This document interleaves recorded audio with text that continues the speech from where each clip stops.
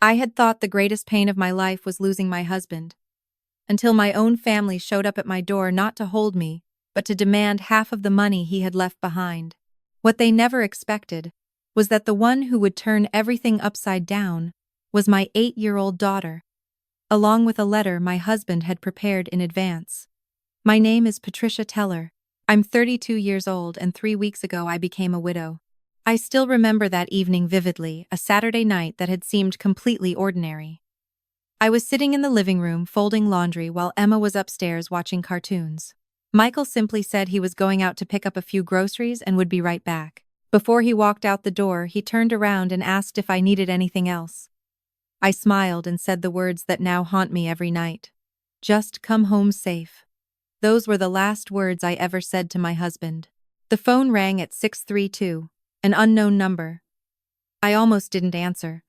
But then I heard a gentle female voice introducing herself from Mercy General Hospital, and within seconds my whole life shattered. She told me Michael had been in an accident on Route 47. A drunk driver had run a red light. He didn't survive. I don't clearly remember how I reacted. I only remember the basket dropping to the floor, the phone slipping from my hand, and Emma running down the stairs, her face pale with fear. She asked me what had happened, but I couldn't get a single word out. In my panic, I called my parents. I believed that no matter what had happened before, they would still come when I needed them most. But when my mother answered, I could hear music, laughter, and the clinking of glasses in the background. Choking back sobs, I told her Michael was dead. She was silent for 2 seconds, then said, "I'm at Madison's birthday brunch. Can this wait?" In that moment, I realized my pain did not matter to her more than my sister's mimosa.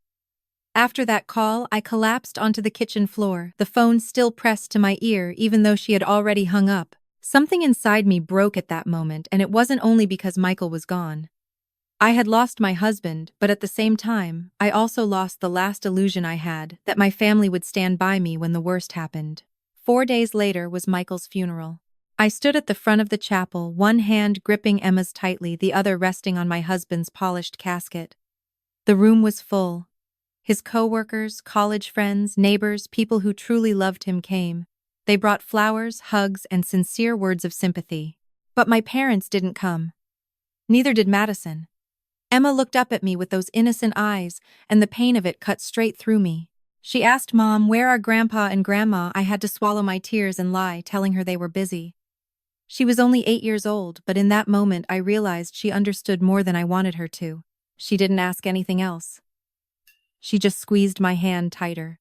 At the reception after the funeral, Michael's boss came over and shook my hand. He also said Michael had made sure everything was arranged so we would be safe. At the time, I didn't fully understand what he meant, but those words stayed with me all night. That evening, after everyone had left, and Emma had finally cried herself to sleep, I checked my phone. There were no calls from my family. Only one text from Madison sent close to midnight. I heard about Michael. That's awful. Call me when you have time. That's awful. My husband had died, and my sister described it the way someone might talk about spilling coffee on a dress. The next morning, I forced myself to sit down at the kitchen table with Michael's laptop and face reality. During the 7 years I had been a stay-at-home mom, Michael and I had divided everything clearly. I took care of Emma and our home, and he handled the finances because he liked doing it. It wasn't that I couldn't. It was simply the system we trusted and chose together. But now he was gone, and all the numbers in front of me made me feel like I was drowning. I opened every account, every document, every insurance file. The house had been fully paid off for years, just like Michael used to joke that if anything ever happened, at least Emma and I would still have a roof over our heads. Back then we laughed. Now thinking about it only hurt. Besides the house, there was $180 0 savings. A life insurance policy worth $500 000. Investments I had never needed to manage on my own. A college fund for Emma that Michael had been contributing to steadily since the day she was born. I looked at it all with a mix of gratitude and panic. Michael had prepared so carefully, almost as if he had seen the day coming when I would have to sit here alone. While my mind was spinning, my phone buzzed. Madison again. Seriously, call me. I turned the phone face down and didn't bother replying. Then an email popped up from someone named Gerald Harrison from a law firm downtown. The subject line was clear: the estate of Michael David Teller. I opened it with trembling hands. The email said he was the executor of Michael's will and asked me to schedule a meeting as soon as possible to discuss the terms. I froze. 6 months earlier, Michael had quietly made a will. He had never told me. The feeling was impossible to describe: pain because he had prepared for the possibility of leaving us, and at the same time a deep ache of relief because even in death he was still trying to protect Emma and me. I sat staring at that email for a long time. One question kept repeating in my mind. What else had Michael prepared that I didn't know about? 6 months earlier, while I had still believed our life was calm and ordinary, he had quietly met with a lawyer, put a will in place, and made sure everything was properly protected. It left me both shaken and uneasy, as if he had seen something I had kept trying not to see: my family.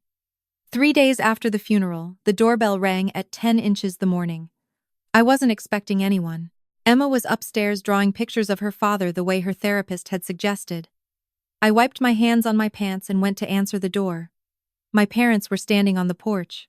Madison was behind them, holding a Starbucks cup as if she had simply dropped by after a normal shopping trip. My mother stepped forward and gave me a quick hug, her perfume so strong it made me uncomfortable.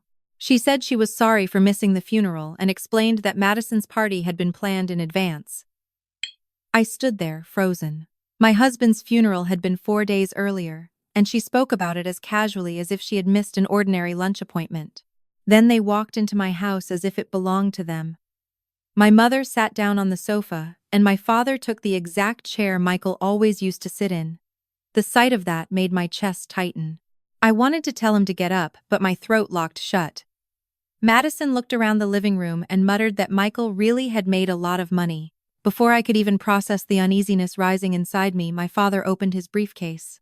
The way he set it down on the coffee table told me everything I needed to know. They had not come to grieve. They had come with a purpose. And I began to feel what Michael had probably known for a long time, that to my family my loss was nothing more than an opportunity. I stood in the middle of the living room, my heart pounding so hard it felt like the whole house could hear it. My mother looked at me with that familiar false gentleness, the kind of expression that always made outsiders think she was a devoted, loving mother. But I knew better than anyone that behind that soft tone was always calculation. My father pulled out a stack of documents and placed them on the table. He said they had already spoken to a lawyer. My mother continued, saying I was still young, grieving, and had never managed that much money before, so I could easily make bad decisions. Madison cut in and said they only wanted to help make sure Emma's future was secure. But what they really wanted became clear very quickly. My father said outright that they believed 50% of everything Michael had left should be shared with the family. My mother said that portion could help Madison launch her business and help my parents feel secure in their old age. I looked at each of their faces in disbelief. My husband had been dead for less than a week. My daughter was still upstairs, drawing pictures to help herself understand that her father was never coming home again. And my parents were standing in my house treating his death like a financial opportunity. Madison wouldn't meet my eyes, but I still heard her clearly when she said her startup had been in the works for 2 years, that this was her chance. Her chance. Which meant my pain. I heard myself ask almost automatically, "You want to take half?" from Emma and me. My father let out a sigh, as if I were the unreasonable one. He told me not to be so dramatic, that I would still have more than enough. And then came the line I had heard all my life. Family is supposed to help each other. If you've ever felt like your own relatives saw you as nothing more than a walking wallet, comment 1.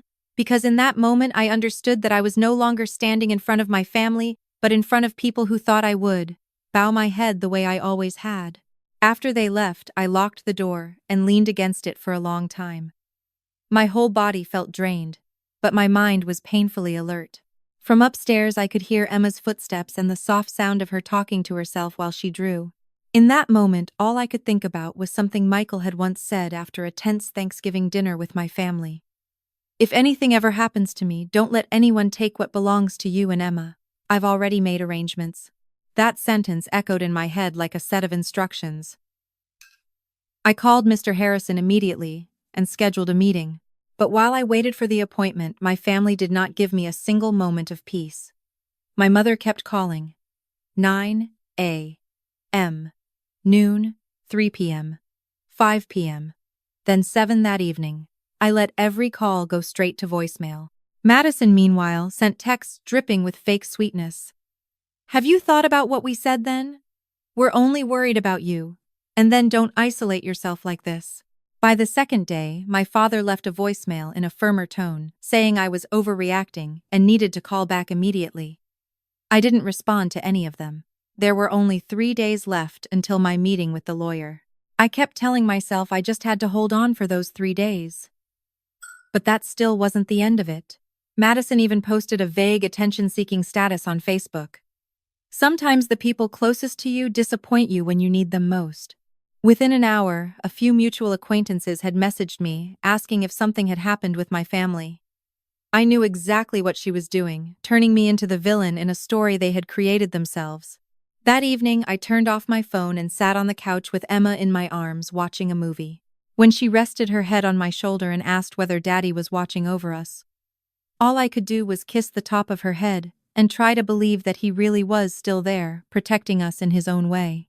By Friday morning, I put on the navy blue dress Michael always said made me look more confident. I needed that feeling. I needed to feel like I could walk into that law office without falling apart halfway through. The building where Mr. Harrison worked was an old brick house downtown filled with the smell of old books and polished wood, giving the place an air that felt both solemn and strangely calm. Mr. Harrison greeted me with a firm handshake and kind eyes. As soon as I sat down, he opened a thick file and told me Michael had come to see him 6 months earlier. He had been very specific about what he wanted.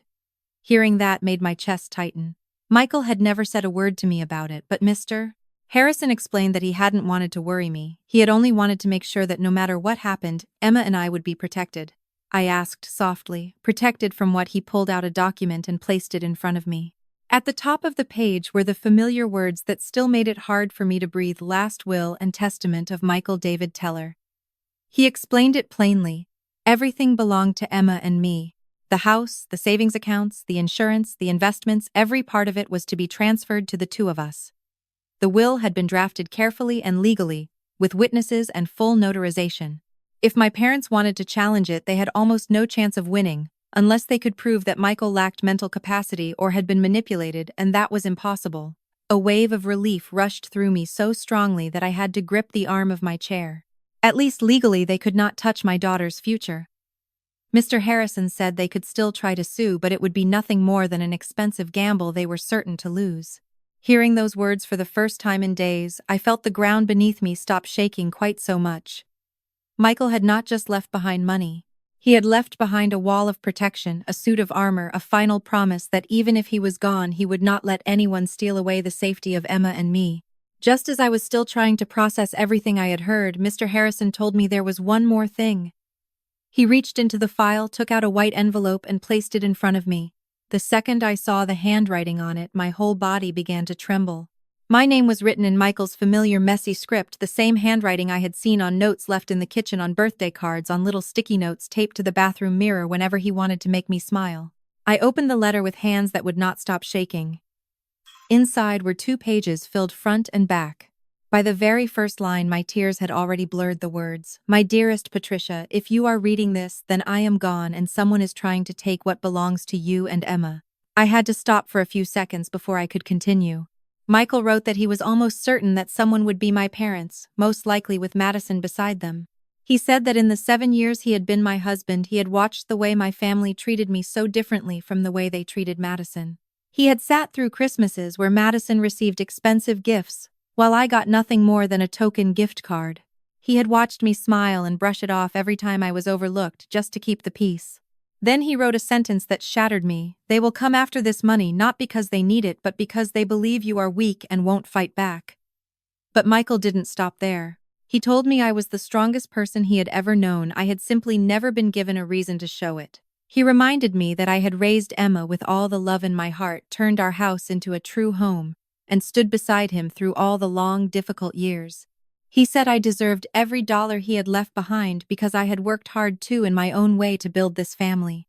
Every line felt like it was pulling me back from the edge, reminding me who I really was, not the daughter my family had labeled as the one who could always handle it, but a wife, a mother, and someone worthy of being protected. At the end of the letter, Michael left one detail that made me look up sharply. He wrote that inside the desk drawer at home there was a second envelope labeled for Emma, and that I was only to give it to her if my parents came back asking for money. "She'll know what to do," he wrote. I read that line over and over, confused but also strangely moved, that even in a moment like this, Michael still trusted Emma in such a gentle but unwavering way. I left the lawyer's office feeling like I was walking through fog. Michael's letter was in my bag, but it felt as though I was carrying him beside me. When I got home, I went straight into his office. We hadn't changed a thing since the day he died. His coffee mug was still on the desk, his jacket still hung over the back of the chair, and Emma's photos were still lined up on the shelf just as they always had been. I opened the bottom drawer, and there it was, exactly where Michael said it would be, a large white envelope. Across the front in clear block letters were the words, "For Emma, only open when they ask." I held it up to the light, my heart pounding. Every instinct in me screamed to open it right then, to find out what Michael had prepared. But I didn't. If Michael had given such specific instructions, I was going to trust him. That afternoon, the neighbor brought Emma home. When she saw me standing in her father's office, she wrapped her arms around my waist right away. I asked her if Grandma and Grandpa came back and asked about the money again, she could hand them this envelope. Emma looked at me with a seriousness no 8-year-old should have to carry. She slowly read each word on the envelope, then asked if it was from Daddy. I nodded. Emma didn't ask many questions. She simply took the envelope as if she had been given an important mission.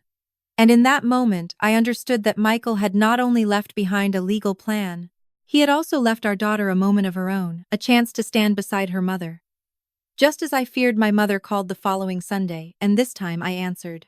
Her voice sounded unbelievably cheerful, as if nothing had happened over the past few days except a small family misunderstanding. She said the family would be having lunch at the house at 100 with Uncle Tom and Aunt Sarah there too, and that I needed to bring Emma. The way she said, "We need to settle this," made it clear right away that this was not an invitation. It was an ambush. I almost refused. Honestly, I wanted to. But then Michael's words echoed in my mind again. "You are the strongest person I have ever known. You just never had a reason to show it." Maybe it was time to stop avoiding them, and stop letting them decide how this story would go. That evening, I helped Emma pick out a dress. She chose the blue one with white flowers that Michael had bought for her. When she asked whether she needed to bring the envelope Daddy had left, I looked at her and suddenly realized I was standing in front of a child far wiser than her years. I told her to keep it in her little purse, bring it with her, but not take it out until the moment was right. On Sunday, I drove to my parents' house at 1255. There were already 8 cars parked outside. I had not even stepped inside yet, and my stomach was already twisting. Madison opened the door with a smile that never reached her eyes. In the dining room, a crowd of relatives was already there. Everyone stopped talking the moment Emma and I walked in. One glance around the room was enough for me to know I had been right. This was a family trial, and they meant to use numbers to pressure me into giving in. If you've ever been pulled into a family meal only to be cornered and manipulated, hit like on this video, because I know exactly how painful it is to be turned into the target by your own relatives in a room full of people. That meal unfolded under a layer of fake politeness, so thick it was hard to breathe. People talked about the weather, someone's new job, little meaningless things that had nothing to do with why we were really there. But I could feel their eyes constantly flicking toward me as if I were a problem waiting to be solved. Emma sat beside me, eating quietly, her small purse tucked close to her chair. She was so silent that I knew she could feel the tension in the room too. After dessert, Uncle Tom cleared his throat. He said he had heard Michael had left behind a fairly large amount of money. Aunt Sarah gently followed by saying that in a family, everyone should lift each other up. I set down my fork and looked at each of them in turn. My father immediately seized the opening, leaning forward with the tone of a concerned father who was only trying to help his daughter. He said that more than $500,000 was far too much money for someone who had never managed finances on her own. My mother said she was worried I would make bad decisions while I was grieving.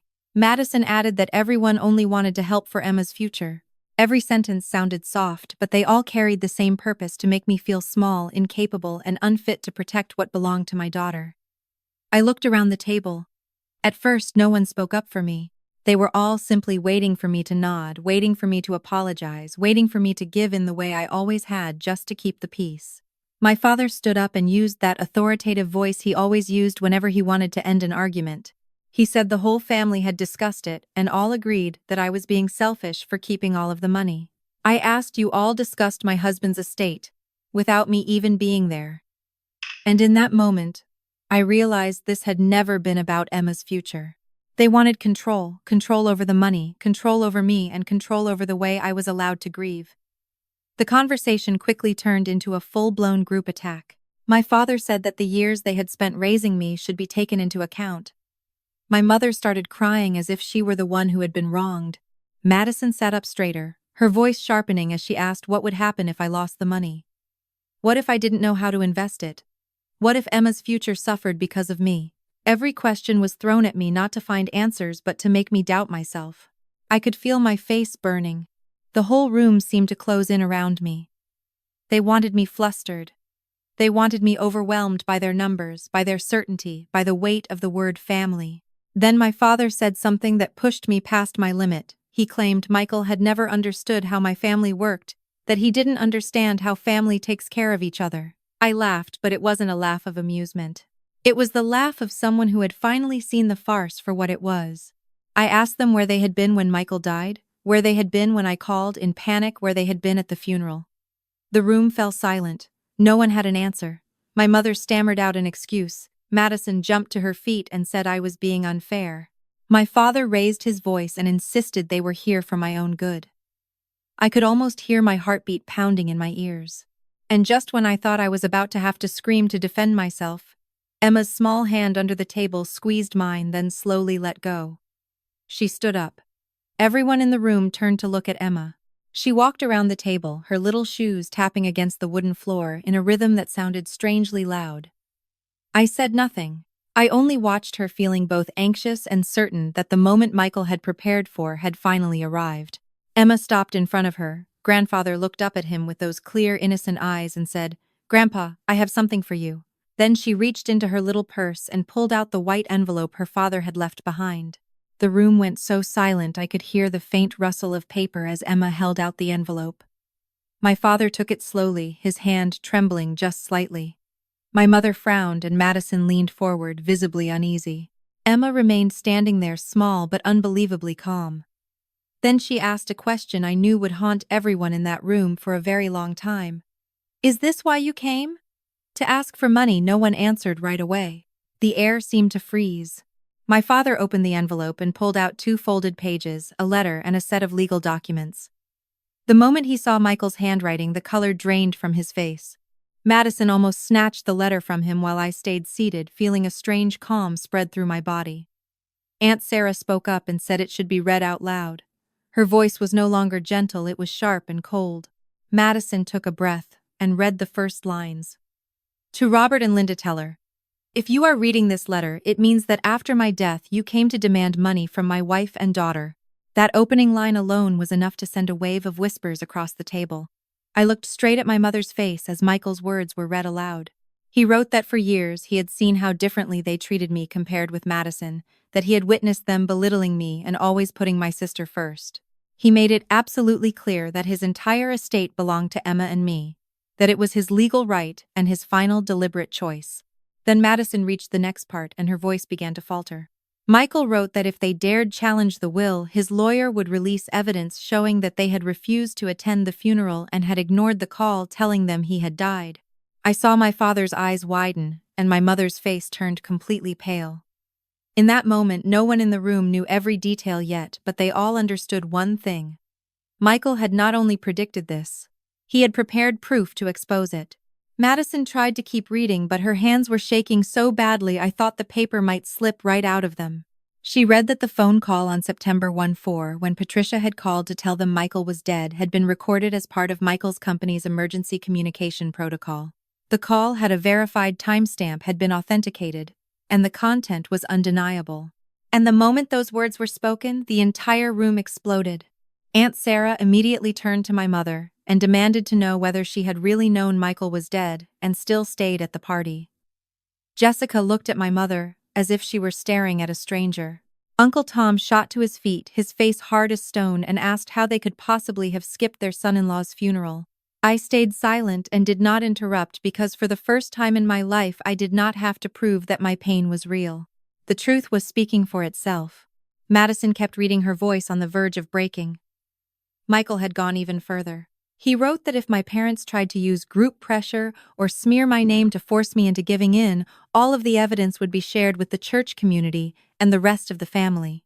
Then came a line that made my throat tighten. He was doing this to protect his wife from the people who had spent her entire life making her feel lesser.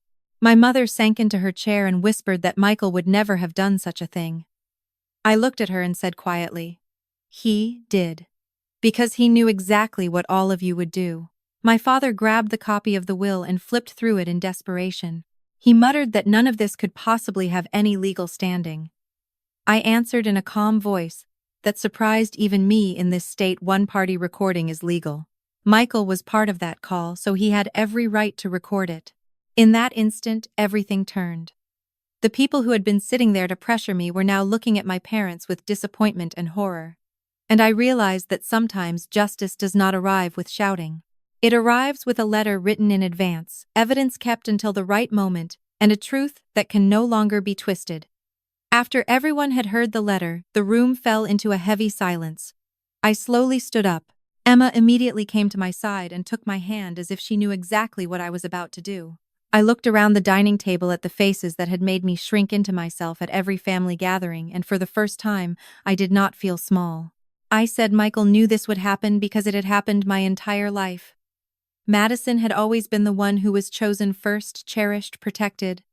I was the one labeled strong, independent, don't make a scene. But strong had only ever been the pretty word they used to justify abandoning me. You'll be fine had always really meant, you are not important enough for us to stop for you. My mother cried and said they had raised me, that surely that had to mean something. I was grateful for that. But giving birth to me and raising me did not give them the right to take half of what my husband had left for his daughter. My father tried to cut in, saying this was a family matter. I looked him straight in the eye and said, "No, this is my matter." Then I turned to Madison.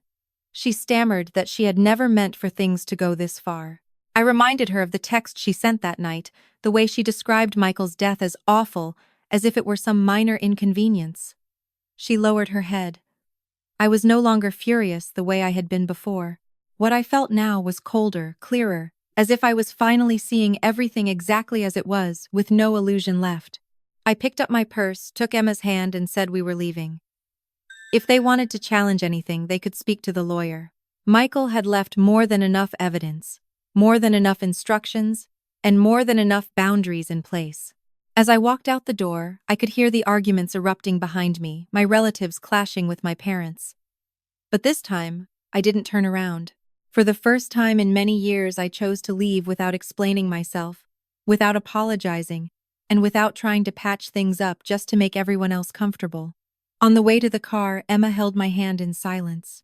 Behind us, I could still hear doors slamming and voices rising, but with every step I took, I felt strangely lighter. I buckled Emma into her seat, got behind the wheel, and when she asked if I was okay, I looked into the rearview mirror, saw Michael's eyes in our daughter's face, and answered, "I'm okay. I feel free." When we got home, my phone would not stop buzzing. Jessica texted to apologize, saying she had never known the truth. Uncle Tom said my parents owed me an apology that probably would never be enough. Aunt Sarah told me that if I needed anything at all, she would be there. There was also a message from Madison, "Can we talk?" I silenced my phone. That evening, I ordered pizza for Emma. She happily asked for extra cheese, then sat down to watch cartoons as if everything that had happened that afternoon had been nothing more than a storm that had already passed. Children are remarkable like that. They break and heal in ways that leave adults both heartbroken and in awe. As for me, I sat at the kitchen table, took a long, deep breath, and realized that for the first time in the 3 weeks since Michael died, I could breathe without feeling like something was crushing my chest. On Monday morning, the very first thing I did was block my parents' numbers. Then Madison's. My hand shook as I pressed the button, and it felt like I was cutting away a part of my own flesh and blood. But the longer I looked at the words blocked on the screen, the more I knew it was necessary. I kept contact only with the people who had truly stood by me once the truth came out: Uncle Tom, Aunt Sarah, and Jessica. Blocking them did not make me feel victorious. It made me feel sad. But it was the sadness of someone who had finally understood that sharing blood does not give anyone the right to walk in and out of your life whenever they please. Some doors have to be closed if you want to protect your peace, both for yourself and for your child. I had hoped that after that lunch, after Michael's letter, after being humiliated in front of the whole family, my parents would finally stop. But I had given them far too much credit. 2 weeks later, a certified letter arrived at the house. The moment I saw the envelope from an unfamiliar law firm, my heart sank. Inside was an official notice my parents were contesting Michael's will. Their claim was that Michael had been under emotional distress and subject to undue influence when he made it. I sat silently at the kitchen table, my hands shaking so badly the paper crackled in my grip. Emma was at school, the house was completely quiet, and that silence made everything feel even colder. I called Mr. Harrison immediately. He answered almost at once, his voice so calm that I slowly began to steady my own breathing.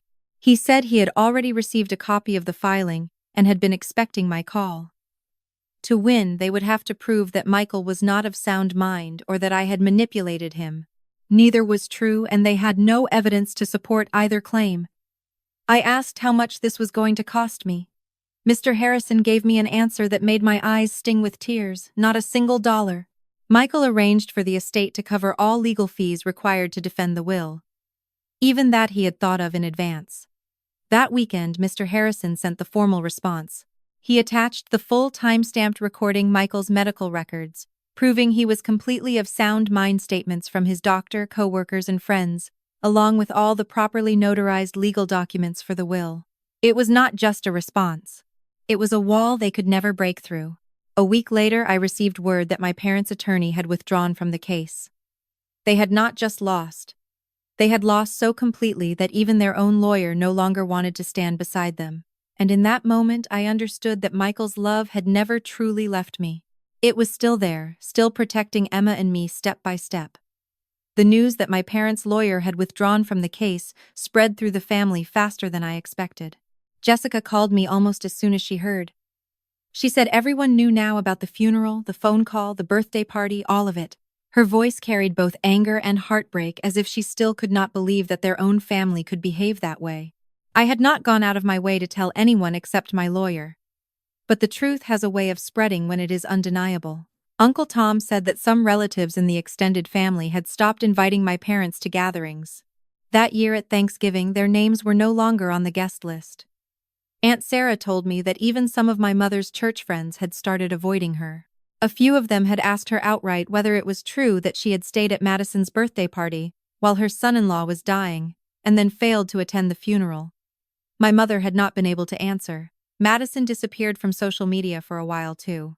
No more polished photos, no more hashtags about how blessed she was to have such a wonderful family. Maybe for the first time in her life, she had to face the fact that the perfect image she had always wrapped herself in was starting to crack. The strange thing was, I did not feel triumphant. I did not sit there celebrating the collapse of their reputation. I only felt sad. Sad because they were still my parents. Still my sister. But that sadness no longer pulled me backward, no longer made me want to rescue them. I had spent too much of my life cleaning up damage other people caused. This time, I wasn't going to do it. When Mr. Harrison sent me the final letter confirming that the matter was closed and that my inheritance was completely secure, I sat for a long time in Michael's office. I took the letter he had left me, put it in a frame, and set it on the desk. Not as a reminder of the battle with my family, but as a reminder that there had once been a man who saw my worth more clearly than I saw it myself, and he refused to let anyone erase that. Once the legal storm finally settled, I began doing things I had never imagined I would be strong enough to do on my own. I met with a financial advisor named Rachel, who specialized in helping young widows. We sat together and reviewed every account, every investment, every plan Michael had put in place. She told me I was handling things far better than many people in the same situation. I did not know if I was truly good at it, but for the first time, I no longer felt like those numbers belonged to some world meant only for other people. We restructured Emma's college fund, set up sensible investment accounts, and created a trust to protect her future. Then Rachel asked me a very simple question, one I did not know how to answer. "What about you? What do you want?" I froze. For months, all I had thought about was Emma, Michael, and surviving one day at a time. I had never allowed myself to think about what I wanted for myself. At the same time, I began therapy with Dr. Martinez. At first, I thought I needed therapy because I had lost my husband. But the more I talked, the more I realized there was another layer of pain inside me, one that had existed long before Michael died. Dr. Martinez said it plainly in my family. I was the scapegoat, and Madison was the golden child. I had grown up in a structure where one person was always prioritized while the other was expected to endure, to be understanding, and to take care of herself. Hearing that was painful, but it was also freeing. My whole life I had believed I simply wasn't good enough. The truth was that wasn't it at all. The problem had never been me. Emma also started seeing a child therapist. She drew colored and told stories about her father. The therapist said Emma was grieving but that she felt safe with me, and that was the most important thing. Little by little I came to understand that healing was not only about surviving the loss of Michael. It was also about learning to look back at my entire life in a more honest light, and from that place stopping myself from apologizing for protecting who I am. In the months that followed, my life did not become perfect. It simply became more real, more peaceful, and less afraid. Emma kept growing. She went back to school, did well, and started taking piano lessons, something Michael had always wanted for her. I joined a support group for young widows and began volunteering at the local library 2 afternoons a week. Not because I had something to prove, but because for the first time in a long while I felt like I was living again, not just surviving. I still received the occasional email from my parents. Sometimes Madison would text and ask if we could talk. Once I ran into her at the grocery store. She looked tired, older, as if for the first time in her life she was carrying the weight of her own choices. She apologized. I believe that in that moment, she meant it. But I also understood that an apology does not automatically erase the damage. I did not slam the door shut completely. But I also did not open it just because someone else wanted to walk through. I learned that boundaries are not cruelty. Boundaries are an act of kindness to myself and to my daughter. 1 year after Michael's death, Emma and I went to the cemetery together. She placed flowers on her father's grave and told him she had gotten an A in math. I sat beside her, rested my hand on the cold stone, and told Michael that we were okay just as he had planned. I did not cry the way I used to. The grief was still there, but it no longer drowned me.